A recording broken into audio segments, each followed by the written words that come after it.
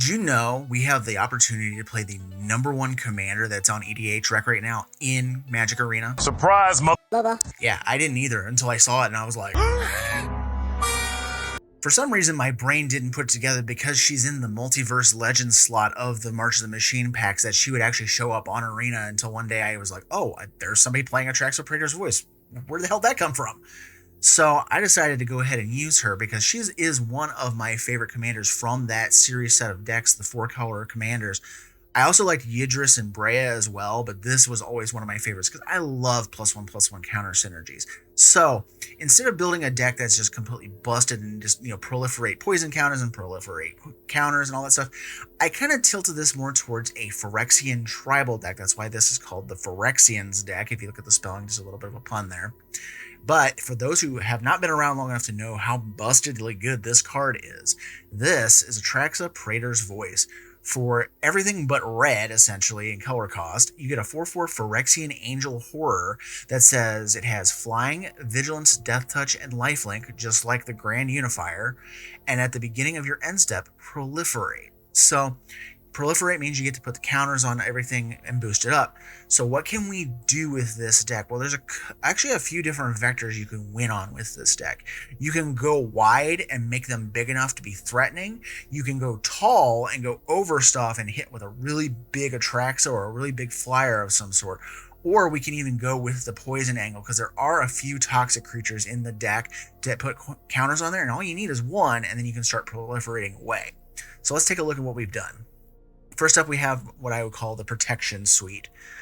We have like Lauren's Escape, we have Tamio's Safekeeping, Gift of Gaia, or Gaia's Gift, because I like it because it puts counters on things.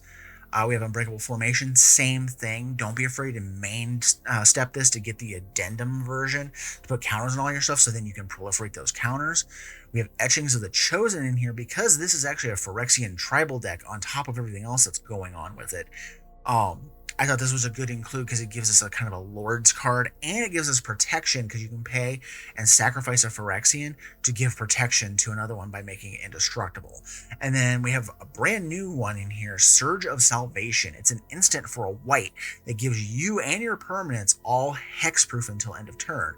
And then you prevent damage from black and red sources also that would be dealt to the creatures until end of turn. So if somebody drops, say, a Star of Extinction or Burn Down the House or something like that, you can use this to prevent that damage. Or say you're getting targeted with something really nasty, like a massive Banefire or a Fireball or something of that nature. You can give yourself hexproof and be like, yeah, nope, can't target me. So it's a good upgrade to a lot of the protections in the deck. And then we have our usual mana rocks, mana acceleration. Because we're using a 4-color deck, we need to kind of fix our colors a little bit. So we have Arcane Signet, Cold Steel Heart, Cultivate, and Harrow like we normally do. And then comes the rest of the deck.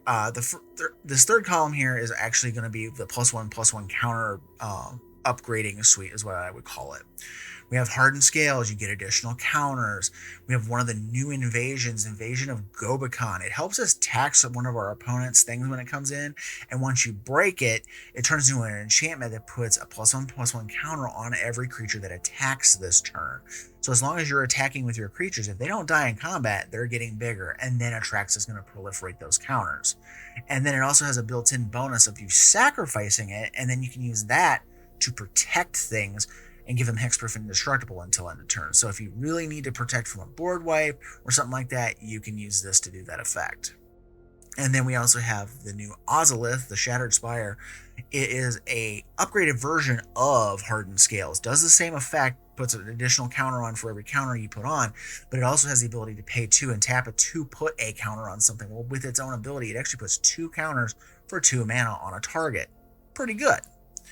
We also have Song of Freyalise. It helps with our color fixing. If we have a few creatures out already, they can tap for color. And then on the last chapter, it puts a counter on everything. Also gives them Vigilance, Trample, and Indestructible, so we can free swing with a bunch of big stuff. And if we have a Proliferator around or whatever, we can get those counters up. Atraxa can do it at the end of turn. There's a lot of good function here. We also have the new Invasion of New Capenna.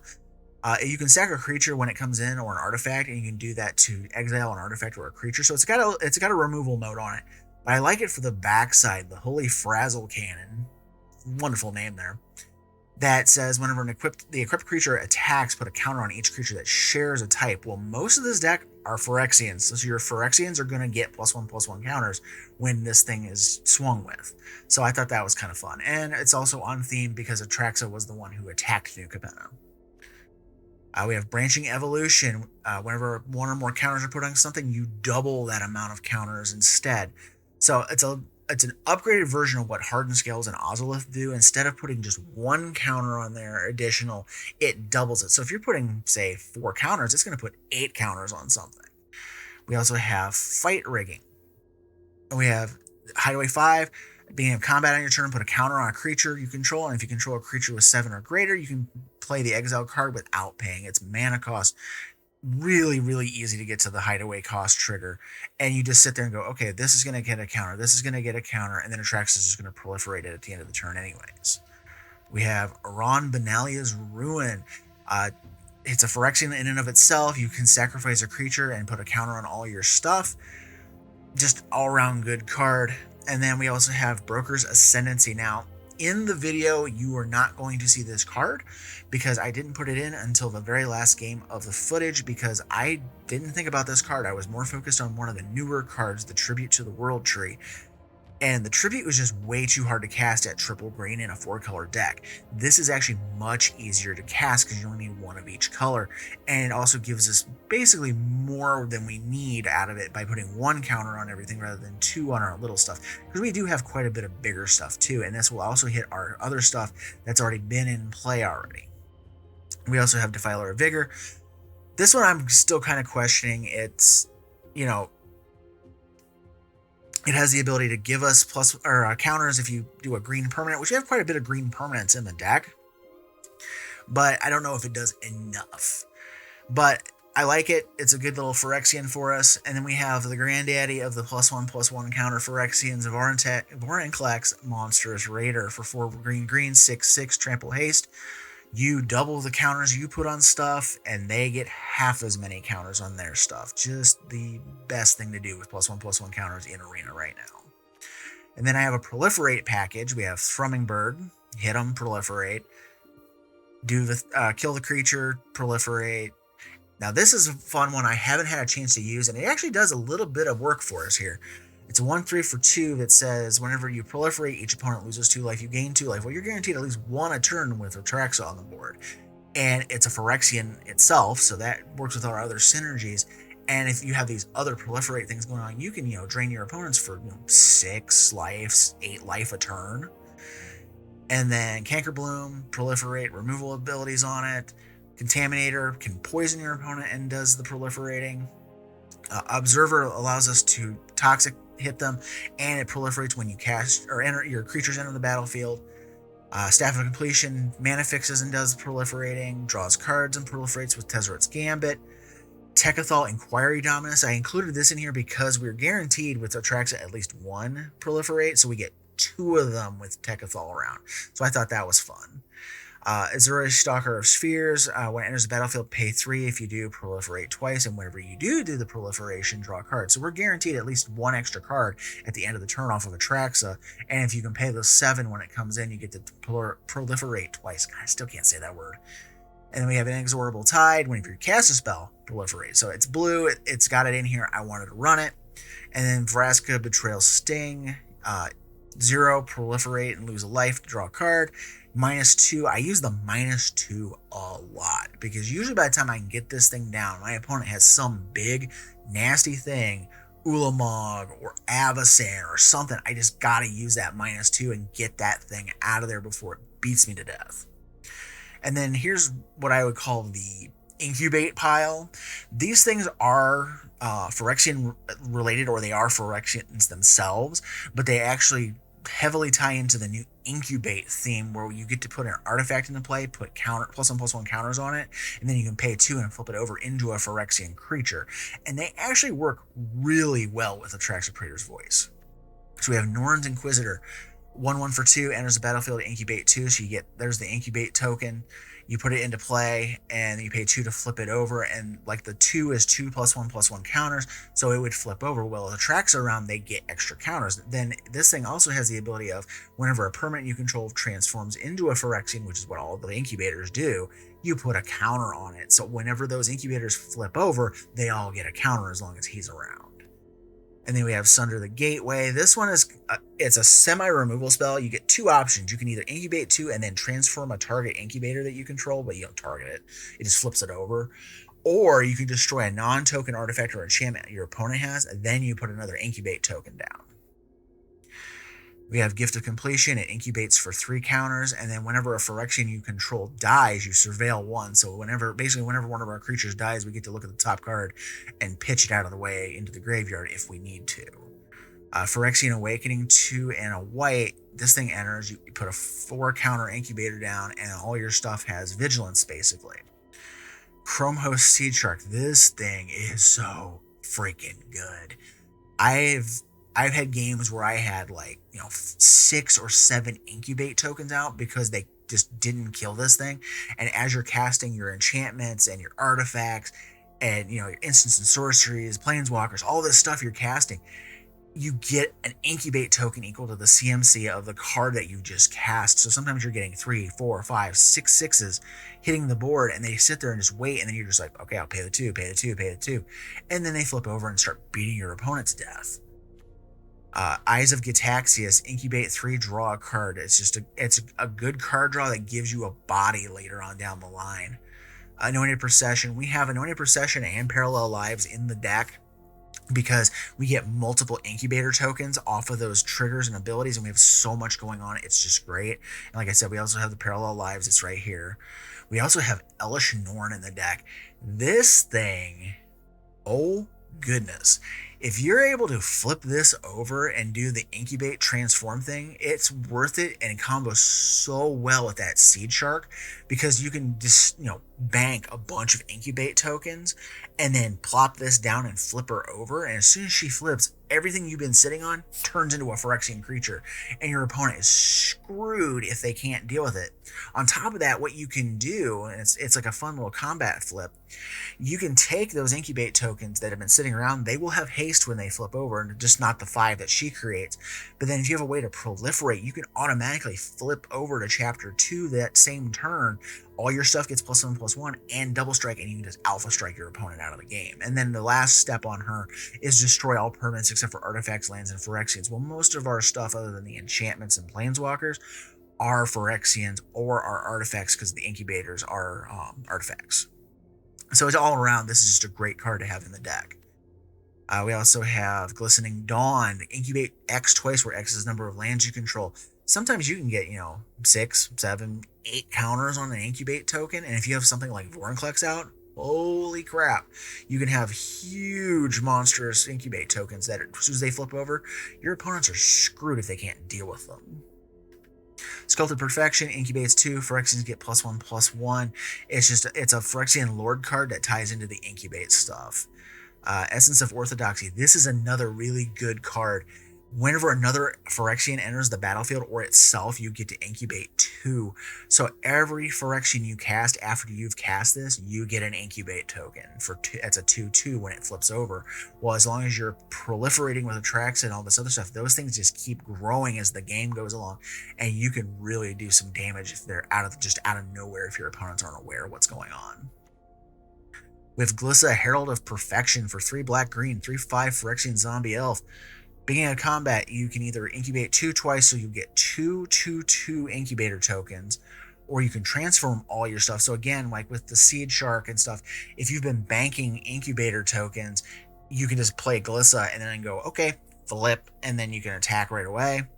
And then you have Phyrexians you control gain first strike and death touch until end of turn. So she grants the first strike death touch that Glissa's Sunslayer had, but to all of your Phyrexians. And then we also have Progenitor Exarch. Now, I've not had the chance to cast this yet, but I think it's actually pretty decent. It's double X in blue. It's a 1/2 Phyrexian Cat Cleric. It says when you enters the battlefield, incubate 3 X times. So for every 2 mana you dump into the X, you get a 3 counter incubator token, and then it has a tap to transform a target incubator token, which that I'm not as concerned about. I would just like to get, 3, maybe 4 incubate tokens off of this, and then just go to town. And then we have the rest of the Phyrexians that kind of make up the rest of the deck. We have Jawbone Duelist, Double Striking Toxic 1. We have Rona. She starts as a human, but then she can draw us cards on that side, and then she also flips over into a 5/5 Phyrexian, which this is kind of like our Phyrexian Obliterator of the deck, but without having a quadruple black card in a 4-color deck. So we also have Grafted Butcher. Enters the battlefield, all your Phyrexians gain Menace, which is really good. And then all the Phyrexians you control get +1/+1. So you get a Lord effect, plus you get the Menace until end of turn, so you can sometimes mess the combat math up there. And then you can pay 3 and a black, sacrifice an artifact or a creature, like sacrifice an incubate token, and return it to the battlefield from the graveyard, but you can only do it on your turn. But you want that Menace trigger anyway, so it's like a big deal. Vault Scourge, Flying Lifelink 1/1 Phyrexian Imp. Phyrexian Censor. Each player cannot cast more than 1 non-Phyrexian spell each turn, and then non-Phyrexians enter the battlefield tapped. This is good, but be careful because we have a lot of non-Phyrexian stuff like Planeswalkers, instant sorceries, and that kind of stuff. And I actually screw myself in a couple of games, I don't know if I'm putting them in the video or not, where I thought I could double cast, and it's like, oh no, the Censor locked the card out because I couldn't do a second spell. But more often than not, this is going to hurt your opponent more than it hurts you, because unless they're playing a very heavily dedicated Phyrexian deck like this, they're going to get locked into 1 spell per turn. And we got Bloated Processor, 2 and a black for a 3/2 Phyrexian. It has sack another Phyrexian, put a counter on the processor, and then when it dies, you incubate X, where X is its power. So this is kind of an insurance policy. I'm not big on sacrificing my Phyrexians to feed this thing, but what you can do is like, okay, that's going to die in combat, sack it to this to make it bigger. It has counters on it that we can proliferate to get out of it, but it's also an insurance policy against board wipes. So if our opponent's like, okay, I'm going to, wrath the board or whatever, what you can do is you can sacrifice all of your Phyrexians into the Bloated Processor, and then when the board clears, you're going to have one just gigantic incubator token sitting there waiting for your opponent, and then next turn you just pay 2 and flip it over and smash, because if they don't play a blocker, they're leaving themselves open to getting just punched in the face. And we also have Evolved Spinoderm. I wanted an excuse to play this card. I love the old Blastoderms and those kind of cards, and this is the new age version of it. It's a Phyrexian beast with 4 oil counters on it. When it comes in, it's a 5/5. If as long as it has 2 or fewer on it, it has trample. But if it has more than 2, so 3 to 4, it has hexproof, and then you can remove an oil counter from it and at the beginning of your upkeep, and if it has none, you sack it. Well, you can proliferate those counters. So if you don't want them targeting it, you just want a 5/5 beating iron, you just proliferate the counter on it every turn, and then just keep going on and on and on. We have Wormcoil Engine. Phyrexian Worm, lifelink 6/6, splits into 2 little 3/3s with the different variation of Death Touch or lifelink on them. We have Phyrexian Flesh Gorger, Menace lifelink. You can prototype it as a 3/3 for 1 black, or you just hardcast it as a 7/5. And then Zopendrel Hunger Dominus. This is the other Dominus I put in this particular deck. At the beginning of your combat, double the power and toughness. Well, we're already giving our counters to all of our stuff, so they're already getting bigger and bigger and bigger. Well, with Zopendrel, all of a sudden, they just go, whoop, we're just doubling it up and smashing phase. And then the last couple cards are just kind of like, they're on theme things. We have Phyrexian Arena, because it's a Phyrexians deck. Draw cards off of it, lose life. And then White Sun's Twilight, our only board wipe, and really one of our few removal spells. I don't want to blow my stuff up. You gain X life, create X Phyrexian Mites, and if the X is 5 or more, you blow up the board. Pretty sweet, pretty simple. And then our mana base is, every blue, white, black and green, white and green, blue and green. It's just like all these different things. You get Spara's Headquarters, Indatha Triome, Zagoth Triome, Command Tower helps us here. We got Forsaken Crossroads, Mana Confluence, Plaza of Heroes. I've also included Secluded Courtyard since this is a tribal deck, so we can go ahead and say Phyrexians and they'll pay for the Phyrexian costs. Same thing with Unclaimed Territory. I also get to play a copy of the Seed Core in here. I don't care about the Corrupted function on here, but it taps for any color to cast Phyrexian creature spells. This is one of those times where I'm like, wow, I actually get to use this card and it actually does something for me. And then we just have our basic stuff. I have 6 plains, 1 island, 5 swamps, and 5 forests in here. Because blue is kind of like it's kind of the less thing in the deck. Most of the deck is either white, black, or green, and then you just have a little bit of blue thrown in there. But we have enough dual lands with blue. We don't need anything more than just one basic for it. But that is the deck. I hope you guys enjoy it, and I'll talk more about it in the post. Izoni. Okay.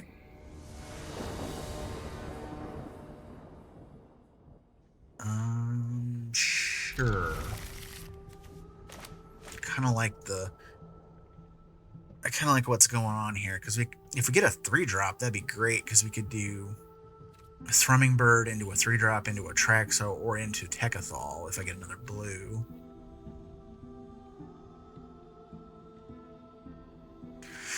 It's funny, these are the only 2 Dominuses that I have in the deck, and I actually have them in my opening hand.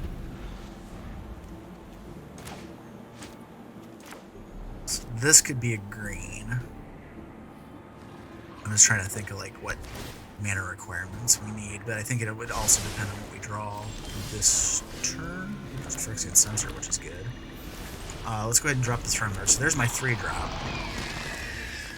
that I was wanting. And on top of that, it limits what they can do for a few turns while we get this out, because unless they're playing Phyrexian stuff, they're not going to get very far.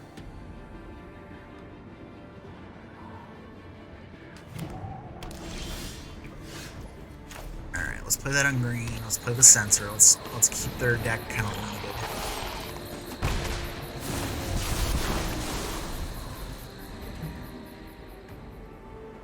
Inversely, I could have played the Eyes of Gitaxias, but I wanted to have this. So if they want to, burn something, now they can't play a land and play something else that's not a Phyrexian. So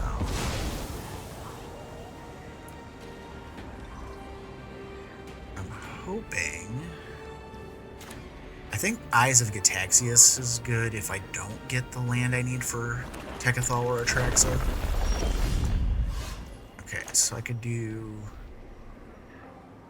Can't do Tekkathol. I could do Atraxa if I shock myself. Let's just let this enter tap. Let's just do the Eyes. And we'll attack. We'll proliferate this. It makes more sense to do that right now, because otherwise I think I'm just tossing Atraxa out to get blown up. Because now they've gotten to the 3rd land. They have ways of getting things going still. Alright, so Command Tower, that allows us to drop Tekkathol now. I'm going to go ahead and swing. I don't care if that they will get their thing back, but this allows me to double proliferate the counters on this.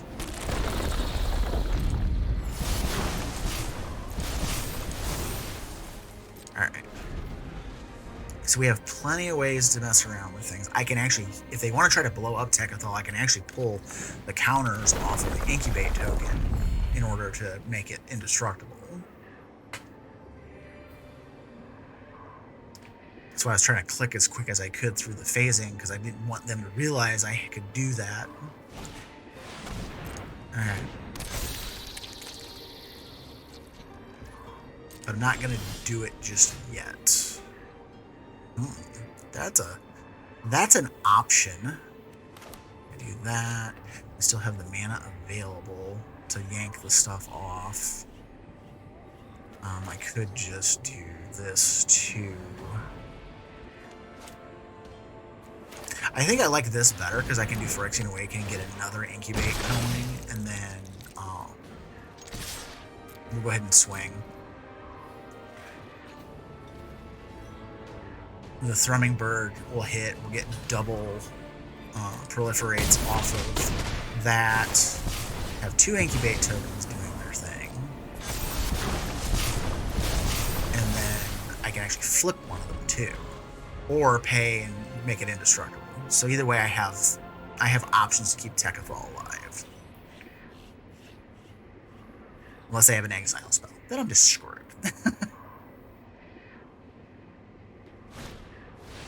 Carry on group. Okay. Okay, so now they have a 3/3 blocker, which kind of sucks, but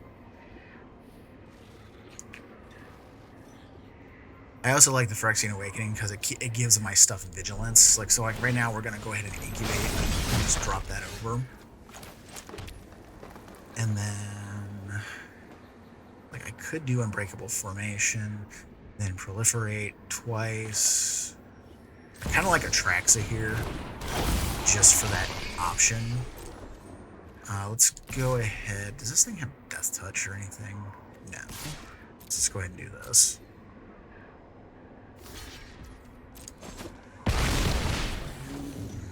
All right, and we're just gonna sit on this. I don't want to clue them in.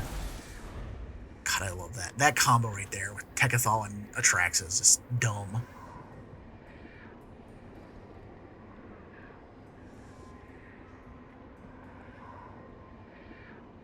So I have a 10/10 and then Atraxa. Zopandrel could come down next turn. We could also just Unbreakable Formation main phase to get counters on everything and swing. So then I get, I would have 4 Proliferate triggers available if they don't have a flying blocker for Thrummingbird.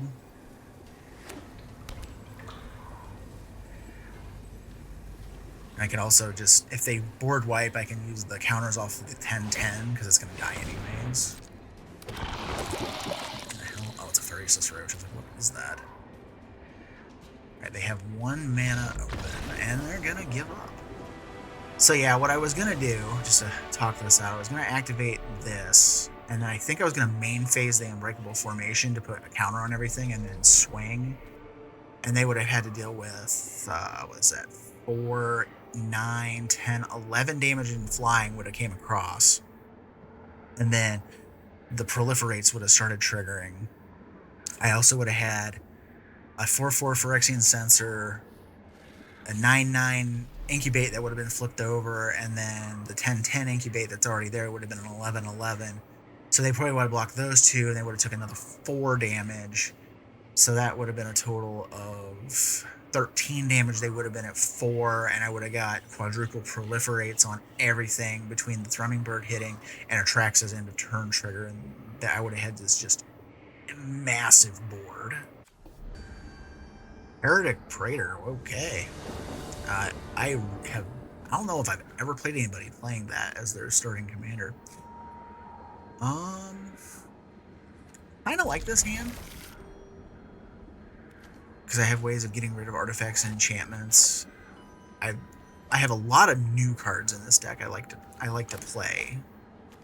It's one of the reasons why I'm kicking everything off with this deck, because I want to play all these new cards, and I want the deck to feature as many new cards as I can get my hands on. So I'm not playing it as a generic +1/+1 counters are good type deck. So I'm gonna play Secluded Courtyard just because I don't want this triggering on the first turn if they have a 1-drop. Because in red they could.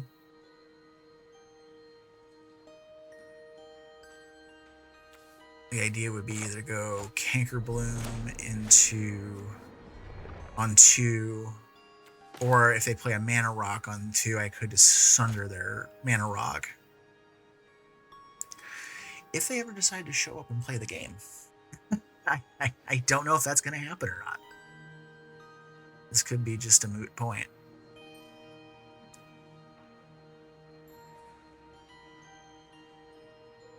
Okay.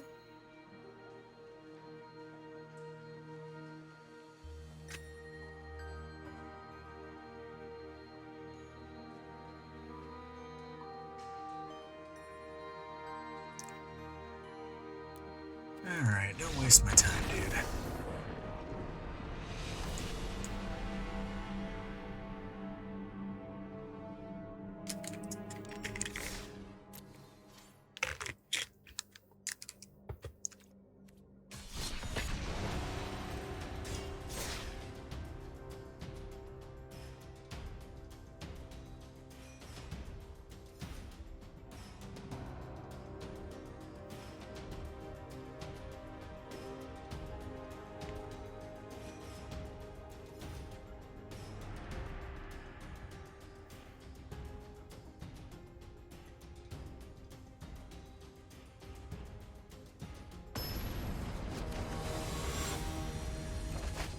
Jeru and Hazaret. Okay. I want to try this deck. I was impressed with it when I could actually get it to live at the pre-release, because I had it in my pre-release pool. And whenever it didn't just get immediately blown up or pacified or whatever, it did really good work for me. Including the one time I actually flipped Obosh off of it, because I had that in my pool too.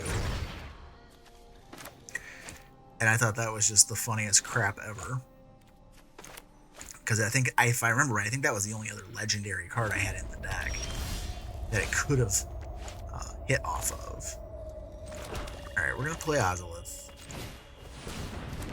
Not been impressed with this. Being that this is a 4-color deck, it's really hard to get that card to work. I'm not going to take it out right now, but it's not been great. We need to shock this in order to play the Tainted Observer. And I did try to limit myself on how much poison stuff is in here. Yes, I know I could just cheese it and proliferate a bunch of poison counters. The idea here is not to do that. Actually removed a bunch of things in the deck just because I didn't want that happening. So... actually cancel attacks. Dare no attack.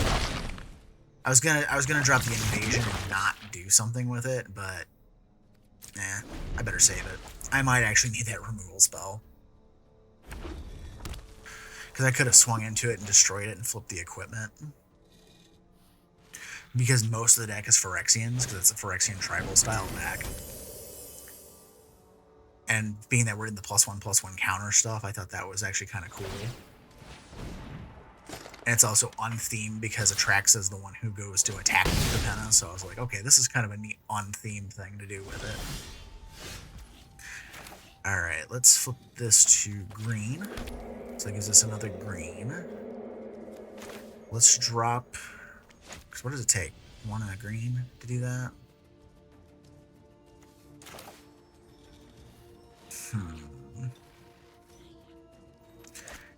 Why do I think I need that? Equip creature other than this enters, and now you can attach all equipment attached to that creature to Rook. Okay. Let's go ahead. Let's just go ahead and make the Observer bigger. Because then I can hold the Unbreakable formation. I have ways of proliferating. Atraxa could come down next turn if I want to. I have options. Plus, going against red, unless they have a white exile spell in their hand, they're not beating that Unbreakable formation. So, I'm happy with that. And this Ozolith is really cool because it seems like it's a lot, but that activated ability is basically put 2 counters on something for 2 mana. That's really good. Alright, there's Queen Caleb and Krug. And hers is a activate, discard your hand type deal. Okay. Alright. They don't have the mana to pop that off, so...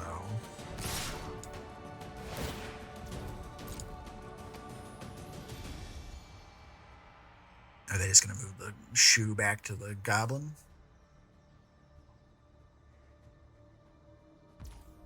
Yeah, okay. I'm fine with that. It don't matter. Same amount of damage either way. Alright, let's move to my turn. There's another green. Hey, I like that. I could actually play Tribute now. I'm trying to think, is it worth it to do Atraxa and then put counters on it? It might be. But then I lose the ability to do... yeah, you know what? We're going to do Tribute. We'll just sit on that.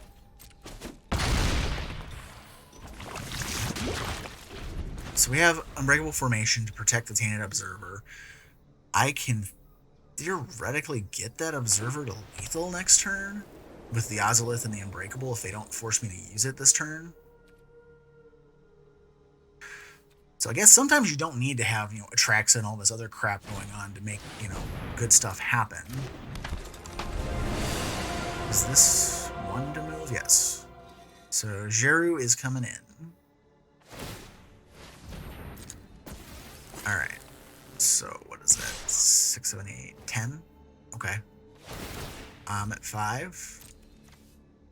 Unless they have some way of burning me off of an ETB. Or bolstering their entire team by like +2/+0 or something. Okay, there's Urabrask. That's what they took. Sure. Alright, they're tapped out. I'm okay with this. Urabrask is not a threat.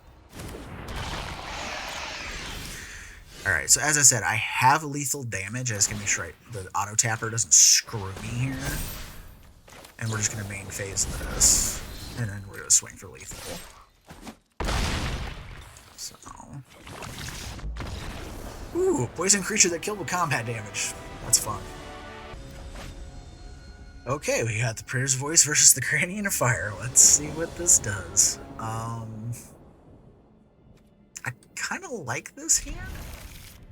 Because I can do Jawbone Duelist into the Chrome Post Seed Shark.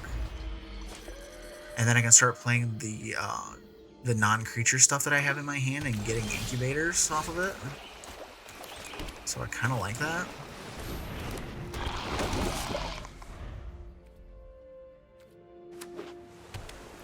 Yeah, like I'm hoping for a land. That's what I'm hoping for. And didn't get it. Okay. So let's just go ahead and do that. And we're not attacking because I'm sure they would gladly trade the Impassioned Order for that Duelist.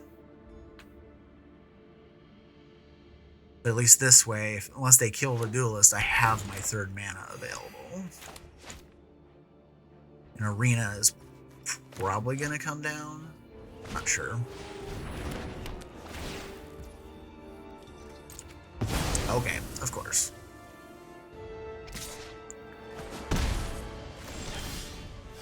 Okay, that's better. Let's do this. Oh, I don't have a blue mana. Damn it. Well, that makes Song of Freyalise a waste.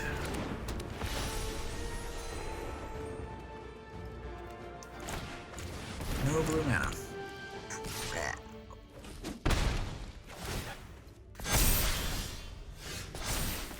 Still no blue mana. Alright, well at least it gives me double black, so I get a Phyrexian Arena. So I'm not completely dead in the water yet, but we're starting to get there. And something tells me I gotta look. I have not seen this card yet in my deck, and I can't remember if I didn't put it in here or not. Okay, well, we got that. Let's go ahead and... It's a creature I can't take out. The Broker's Ascendancy. Let's go ahead and play Essence of Orthodoxy.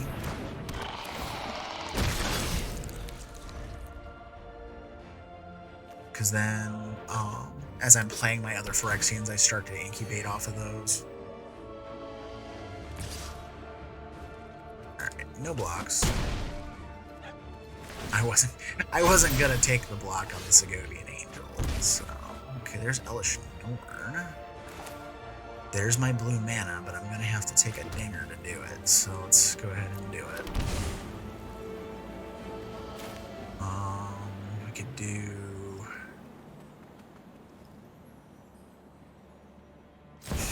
I'm gonna play Atraxa. This is probably gonna come back and bite me squarely in the butt, but...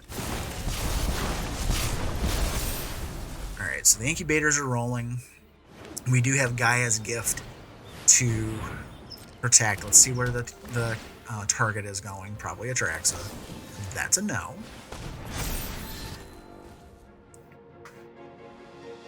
So now they can't swing. But we are slowly dying, and I don't like it. Alright. We do have triple green available to us, though, for tribute to the World Tree, which is kind of nice. Yeah, let's go ahead and do tribute. And let's do Chrome Host. I should have done the Chrome Host first, but it's fine. Not swinging. We're gonna proliferate some counters. So now I got stuff that's big enough to either block and live, or... Okay. I mean, they can swing. I'd like some life gain. Block. I'll take a life gain. Thanks. Alright. How does Elish Norn read? On the backside, destroy all other permanents. Okay. It's a destruction spell. Oh, this is not great. Alright, let's do Eyes of Texas. They land. We can Sunder. We can also flip one of our guys. We could play Elish Norn. Which... Elish doesn't do us much. I'm gonna play Vraska. Which I got, what, 1, 2, 3, 4, 5. So I have to do it as the Phyrexian mana. So let's do the Phyrexian mana Vraska. We're gonna shut off Abyssal. Because, no attacks. We're gonna go ahead and proliferate all my stuff.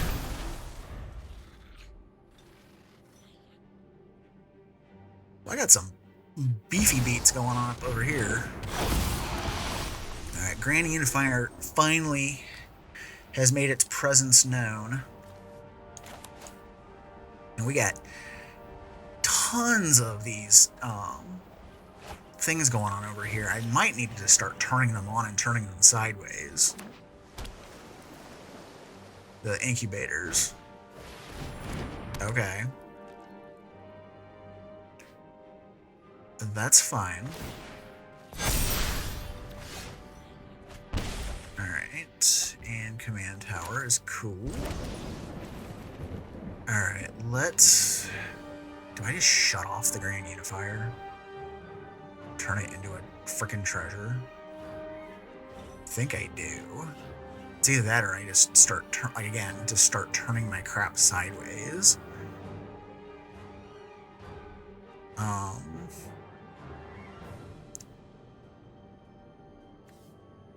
Let's do...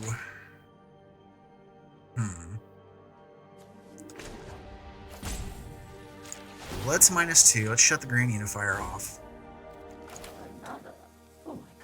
Let's Sunder the Gateway. The Pacifism.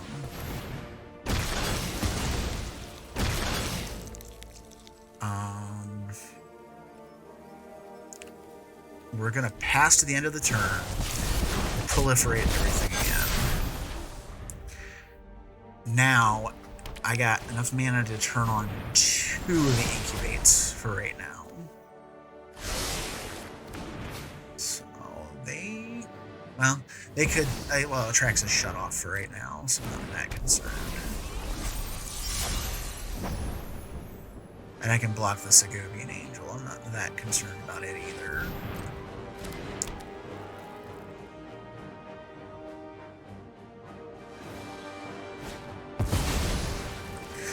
And Eccentric can hit my Chrome Host Seed Shark, though. That's a bit of a pain. Alright. Yep.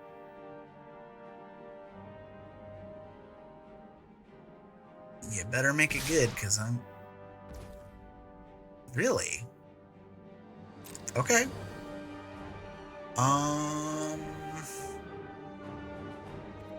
Yeah, I mean, it's gonna die anyway, so why would I throw my stuff under the bus?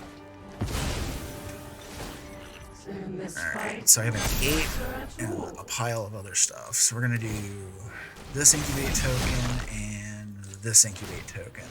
Oh, I got enough mana for one more too. I didn't realize that. I thought I only had 5.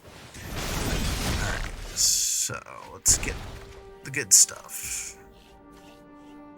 That's not the good stuff. Sadly, sad to say. Let's cast Elesh Norn, because it'll draw me a card. Drowning Iker's good, because I can do... What can I do with that? I can make Atraxa huge. I can make all my other guys big. They're at 40 life. Do I just freaking go nuts here?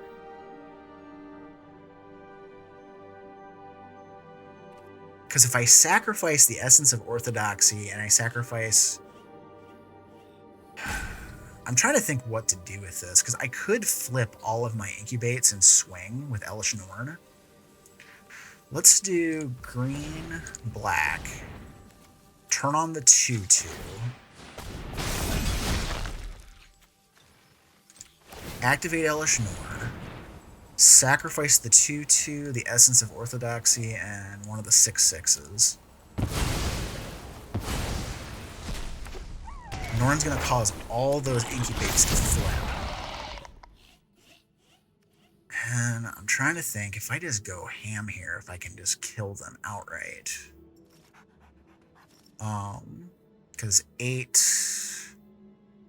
Yeah, I'm probably dead next turn anyway, so I might as well just swing. Alright, let's see what they had. Because this could have... I have no idea what would happen. So we have a pair of 3s and 8, 5 5s. Or no, 3 5s and a 6. So 15. I think they would have lived, because they could have blocked with the Segovian Angel and Lyra and the Annex Sentry. I think they would have lived. And then crackbacked. I mean, they would have lost their Segovian Angel in the process if they blocked Atraxa. But I think they could have pulled it off. Not sure.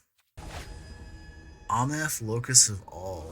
Let's see what this one does. I played them a little while ago. Might even be the same deck.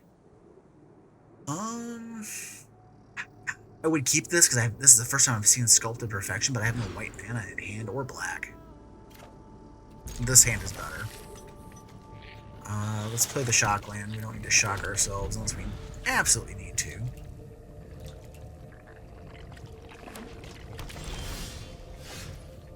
And then let's play this on... And not that. Let's play this. I want to judge my needs a little better here. Probably on blue, since I have this to get my weight. Oh, there's that option too. Let's go ahead and play the Bloated Contaminator. We could do this on blue and play Tekkathol next turn.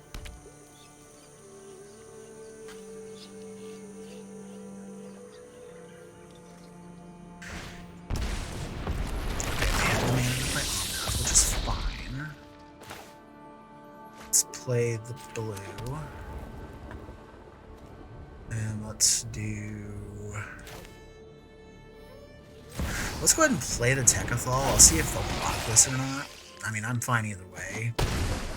Alright, so we're going to get a poison and then we'll get a double proliferate off of it. So they're already at poison. So if I get Seed Core, I can pump stuff. Which is the only... I think that's the only corrupted card in the deck. I'm not trying to win by poison, but I will if I need to.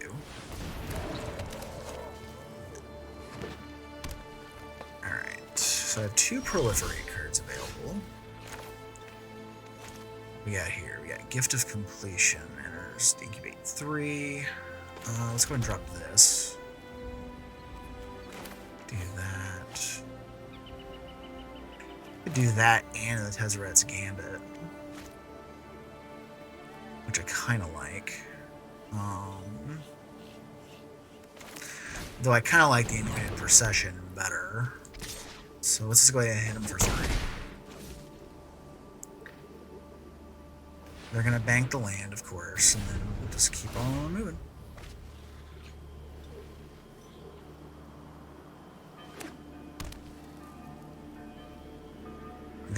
I'm trying to think if I can just poison them to death if I just go proliferate overdrive.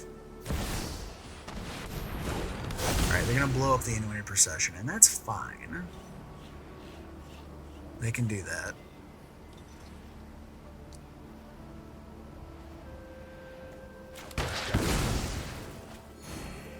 Probably, yeah, I think we're going to go into Proliferation Overdrive this turn. I think we're just going to drop the gift and drop Atraxa.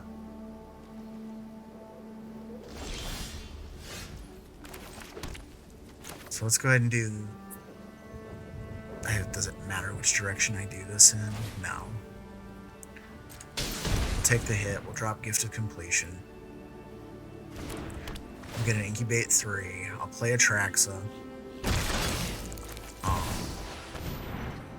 End of turn, we'll get to double proliferate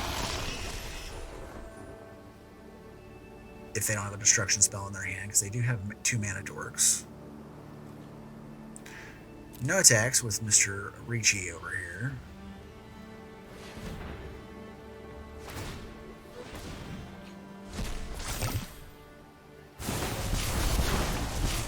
Yeah, you're gonna get a counter or 2, and that's gonna get 2. So they're at 5. If I get 1 proliferate spell, they're screwed.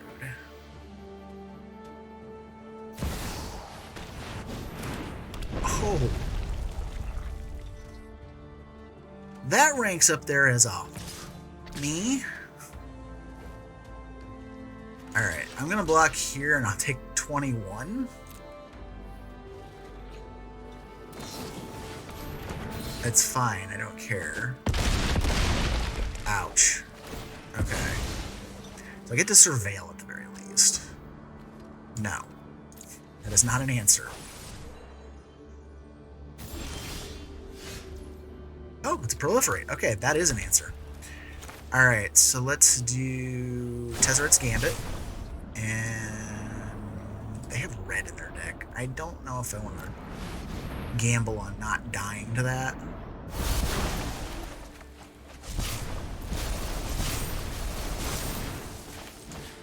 Play the Canker Bloom. Pop the Canker Bloom.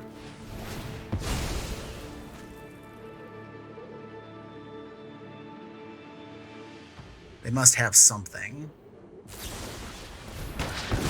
Okay. It's done its thing. I don't care. You, over here, go.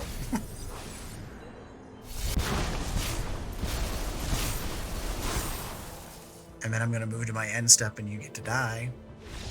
Oops! Oh, my first poison win with the deck. I love it. Ragavan. Okay, this is the first time I've actually seen somebody playing this as a commander. Let's give it a whirl. I mean, I'm not gonna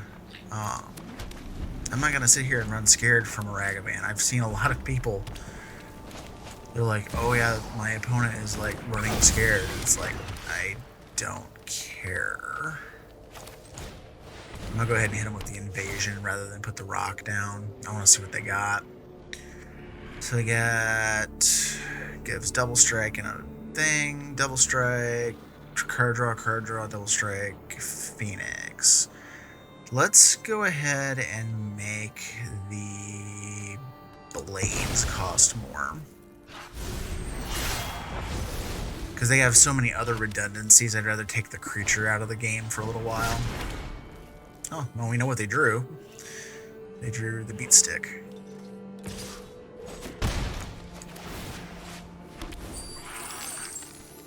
So it's probably Forsaken Crossroads or Arcane Signet this coming turn. We'll see what happens there.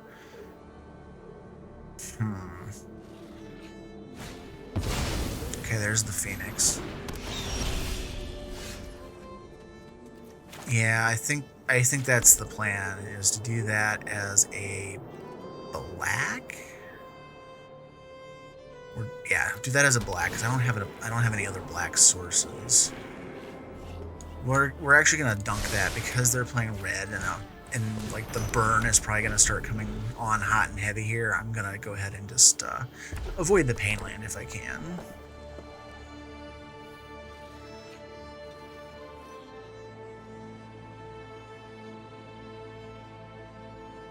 I don't know if they're just gonna start double striking me with everything under the sun or what they're gonna do here. What does Ragavan do? Deals combat, creates a treasure, and exiles the top card. Okay. So they got that exiled, and they got my Seed Shark. I didn't realize that. That hurts. And my Gift of Completion.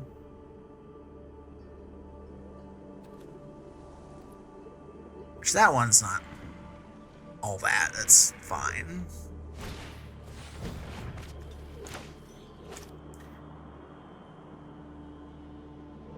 The bigger issue is they have a bunch of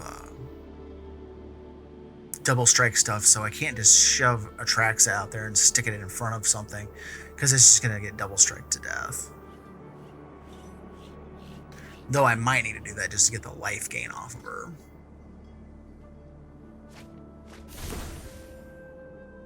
Okay, they discarded the double strike stuff. That is weird. Alright, we're gonna go ahead and play Atraxa then. That changes my complexion of what I'm gonna do. This has double strike on Delirium. Okay. God, I find that so weird.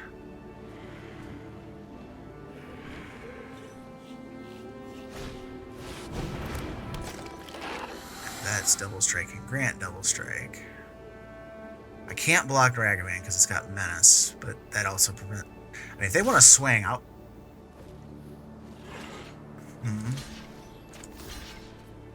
I'm going to go ahead and block that because I want the life. Like, I think they didn't realize that was a thing. We're going to fight rigging Atraxa.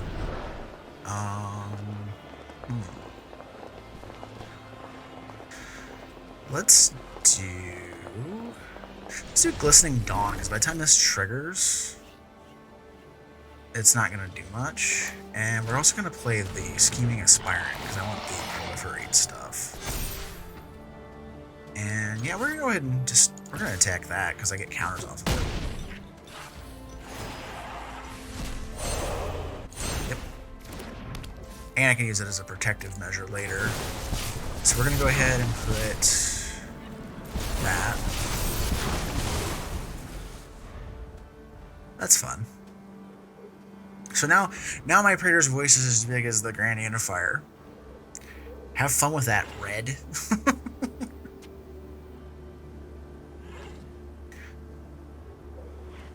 I'm not afraid of your monkey.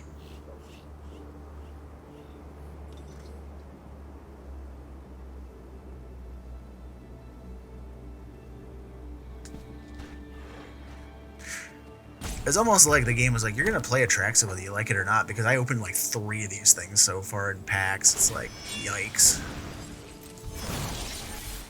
Alright, so we have Double Striking Monkey. I mean, I'm going to take the hit. I don't care. I actually don't have a ton of removal in this deck, so it's not like they can steal like a big massive removal spell from me. And on top of that, I have that enchantment I can use as a protective measure. They exile all land. Glistening Dawn is exiled under the fight rigging, which is going to go off this coming turn. Which then I can proliferate those counters. They got another land off my deck. Thanks. Gonna draw me into my good stuff.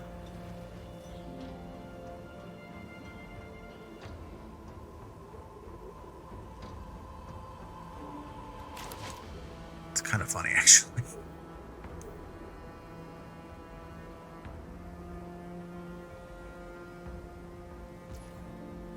Yeah, I'm not afraid of a 3/1 double striker any way you slice it. Sure, we'll go ahead and just do this. See if I can get another land on the board before the incubate thing goes off. Nope. Okay.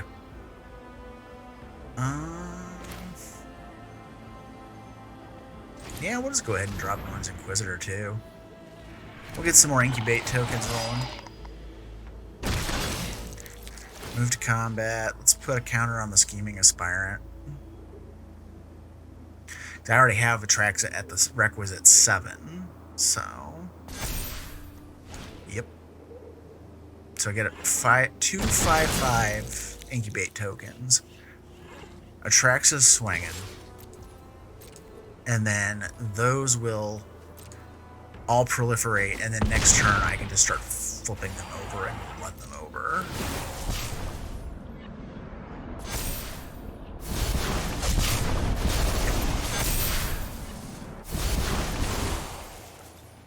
So I have 2 6/6s, a 3/3, and a 4/4 coming, and I can flip over at least 3 of them next turn. And they all get an extra counter when I flip them because of the Inquisitor, which is just hilarious.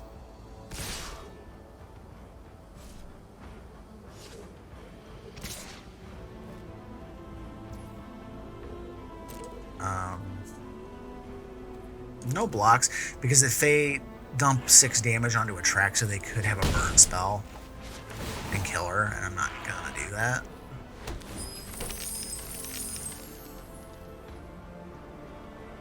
I like my 9/9 pile of keywords, because mono red only has a couple of spells I can use to get rid of her. Now if they have a Chaos Warp in hand, I'm freaking screwed, but at this point I don't know that it matters with all the incubate tokens. Like, I'm actually really enjoying these incubate things. Like, a lot of people, when these things were revealed, like, they're too slow, you gotta pay too much to get them going. It's like, not really. They're actually pretty strong if you build the deck right. And right now, they keep just hitting my lands. Like, they got my Phyrexian Center, but it's like, whoop-de-doo. It hurts them worse than it hurts me.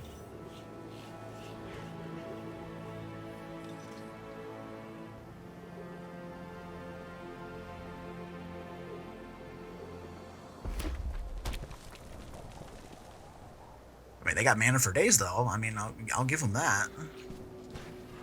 I wonder if they run that that Kaladesh card where you get a damage for artifacts coming into play. I mean, they could pour some damage out with that. Soul Seer, huh? What if I just let... Do I just let that... Yeah, I just let that go. I don't care. I'm not that concerned. If they were targeting the Norn's Inquisitor, I probably would have saved it. Alright, so it's flipping time. 7/7. 7/7. And 5/5. Next to combat. Yeah, we'll just make Atraxa bigger. Swing everything but the Inquisitor. I think you did.